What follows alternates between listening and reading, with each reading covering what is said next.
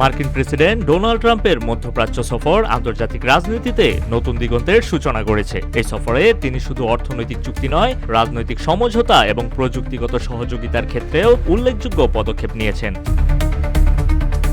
Saudi আরবে ট্রাম্পের আগমনের মাধ্যমে এই সফরের শুরু হয়। 13 মে ট্রাম্প সৌদি আরব পৌঁছান।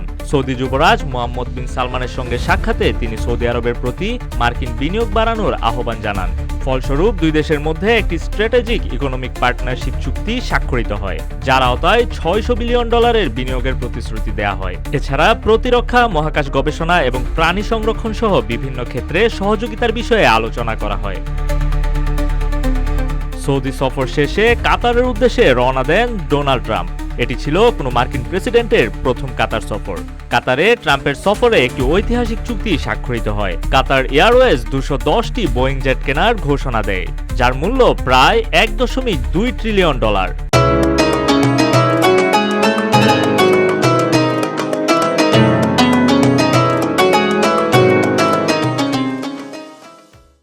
এছাড়া কাতার একটি বোয়িং জেট এয়ারফোর্স 1 হিসেবে মার্কিন সরকারের কাছে উপহার দেওয়ার প্রস্তাবও জানায়, যা নিয়ে কিছু বিতর্কও সৃষ্টি হয়। ট্রাম্পের এই সফরে সিরিয়ায় নতুন রাজনৈতিক মোড় নেয়। সৌদি আরবে সিরিয়ার অন্তর্বর্তী প্রেসিডেন্ট আহমেদ আল শারার সঙ্গে ট্রাম্পের বৈঠক আন্তর্জাতিক রাজনীতিতে গুরুত্বপূর্ণ ঘটনা হিসেবে চিহ্নিত হয়েছে। 25 বছর পর প্রথমবারের মতো মার্কিন প্রেসিডেন্ট ও সিরিয়ার প্রেসিডেন্টের মধ্যে সরাসরি আলোচনা হয়। এই বৈঠকে শারা সিরিয়ার ইসরায়েলের সঙ্গে সম্পর্ক স্বাভাবিক করার আগ্রহ প্রকাশ করেন এবং ট্রাম্প সিরিয়ার উপর থেকে সব ধরনের মার্কিন নিষেধাজ্ঞা তুলে নেন। এটি সিরিয়ার অর্থনৈতিক পুনর্গঠন এবং আঞ্চলিক স্থিতিশীলতার জন্য একটি বড় পদক্ষেপ হিসেবে বিবেচিত হচ্ছে। ট্রাম্প তার সফরে সংযুক্ত আরব আমিরাত এবং সৌদি আরবের সঙ্গে কৃত্রিম বুদ্ধিমত্তা নিয়ে চুক্তি স্বাক্ষর করেন।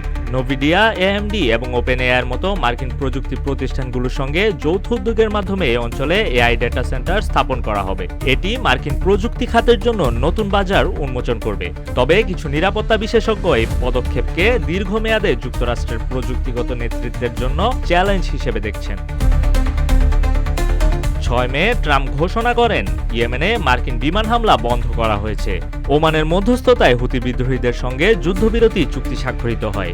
এই চুক্তির ফলে রেড সি অঞ্চলে নৌপথের নিরাপত্তা বৃদ্ধি পাবে। তবে এই চুক্তি ইসরায়েলের বিরুদ্ধে কোনো পদক্ষেপের অনুমতি দেয়নি।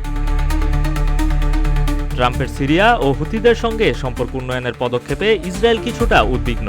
তবে ট্রাম্প দাবি করেছেন এই পদক্ষেপগুলো মধ্যপ্রাচ্যে শান্তি ও স্থিতিশীলতা আনতে সহায়ক হবে এবং ইসরায়েলের স্বার্থ রক্ষায়ও সহায়তা করবে। অন্যদিকে ইসরায়েলের মতবিরোধ সম্পূর্ণ উপেক্ষা করে এই সফর সম্পন্ন করেছে ট্রাম্প, যা ইতিমধ্যেই নজর কেড়েছে বিশ্ববাসী।